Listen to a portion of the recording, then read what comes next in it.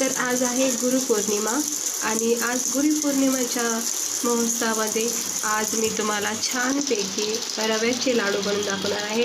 अगदी खुसखुशीत मस्तपैकी तोंडात विरघळणारे असे हे रव्याचे लाडू खूप कमी वेळात खूप कमी साहित्यामध्ये आणि सोप्या पद्धतीने मी तुम्हाला बनवून दाखवणार आहे। तर बघू शकता की छान असे हलवाईसारखे मिठाईवाल्यासारखे आपले हे रव्याचे लाडू परफेक्ट झालेले आहेत। तर याला लागणारं साहित्य बनवायची कृती तुम्ही व्हिडिओमध्ये बघू शकता आणि व्हिडिओ आवडला तर लाईक करा, चॅनलला सबस्क्राइब करा। तर चला बनवूया झटकीपट आपण रव्याचे लाडू।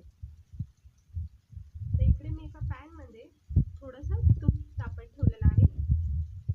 तुपाचं टेम्परेचर थोडं कमी ठेवायचं, मध्ये जास्त तापून नाही घ्यायचं। थोडंसं तापलं ना, हे बघा अजून थोडंसं तूप ऍड करते। काय होतं, तूप जर चांगलं वापरलं ना चांगला छान स्वाद येतो। त्याच्यामध्ये ड्रायफ्रूट टाकायचे, तुम्हाला जे पण आवडतं ते ड्रायफ्रूट टाकायचे। थोडेसे हलक्या हाताने असं फ्राय करून घ्यायचं, अजिबात जास्त फ्राय नाही करायचं। थोडा त्याचा कच्चापणा दूर होईपर्यंत याला मंद आचेवर फ्राय करायचं। हाय फ्लेम अजिबात करायची नाही। ड्रायफ्रूटला सुद्धा तुपाचा फ्लेवर लागतो बघ खाता वेळेस। आणि उरलेल्या तुपामध्ये आपण आता काय करायचं, रवा जो आहे ना तो भाजून घ्यायचा। इकडे मी अगदी बारीक रवा घेतलाय, बारीक रव्याचाच वापर करा।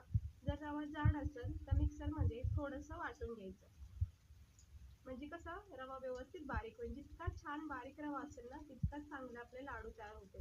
आता हा रवाला व्यवस्थित तुपामध्ये भाजून घ्यायचा। हवं तर इकडे तुम्ही थोडीशी इलायची पावडर सुद्धा टाकू शकता।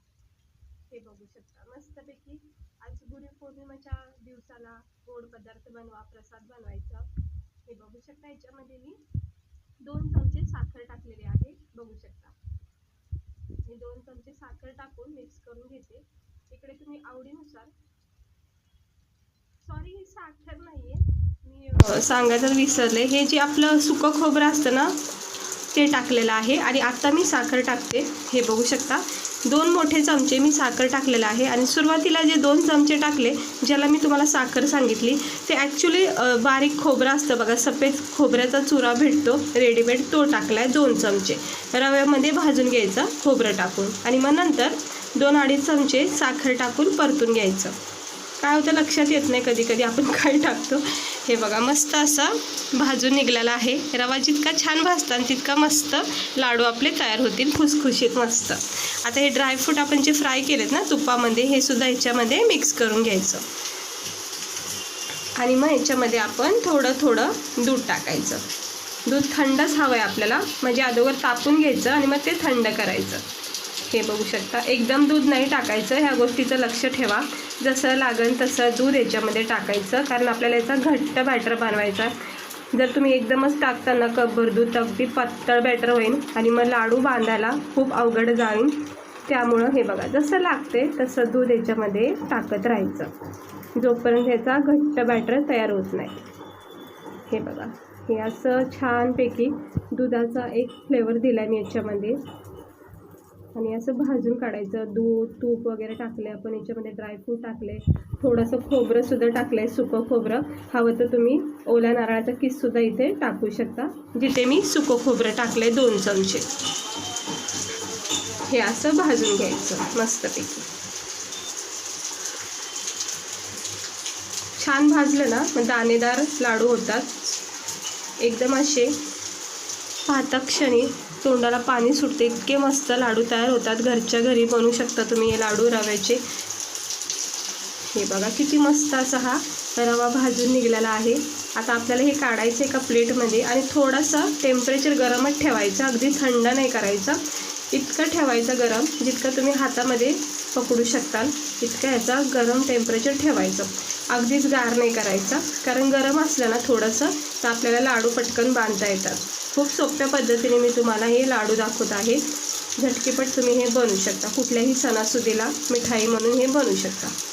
हे बघा हाताला थोडंसं तूप जरी लावलं तरी चालेल। आणि असं गरम असतानाच हे बांधून घ्यायचे लाडू, जसे तुम्हाला साईज आवडेल तेवढे लहान छोटे मोठे करू शकता। बघू शकता 1च मिनिटामध्ये हा लाडू बांधून तयार होतो। वरून आपले ड्रायफ्रूट्स कसे छान दिसत आहेत, सेट झालेले आहेत।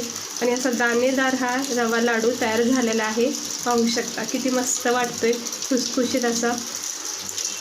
आता दुसरा लाडूसुद्धा मी बांधून घेते. हे बघा, हे असं घ्यायचं, लहान मोठे जसं पण तुम्हाला आवडेल तसं, आणि याला बांधायचं, आवळून घ्यायचं, असं पॅक करायचं आणि हा लाडू असा तयार होतो.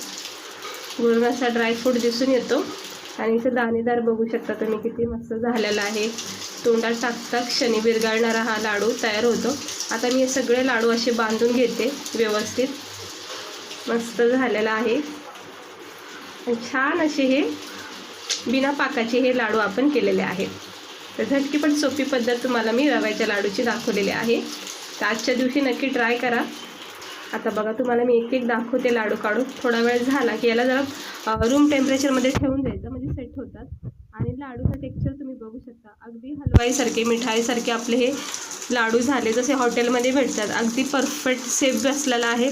वरून ड्रायफ्रूट इतके छान दिसत आहेत आणि खुसखुशीत असे मस्त खमंग टेस्टी असे हे रव्याचे लाडू तयार झाले. तुम्ही एकदा नक्की ट्राय करून बघा आणि याची टेस्ट घेऊन बघा. इतके छान वाटते ना, बाहेरून तुम्ही मिठाई आणणे तर विसरून जातात बघा, इतके मस्त वाटतात.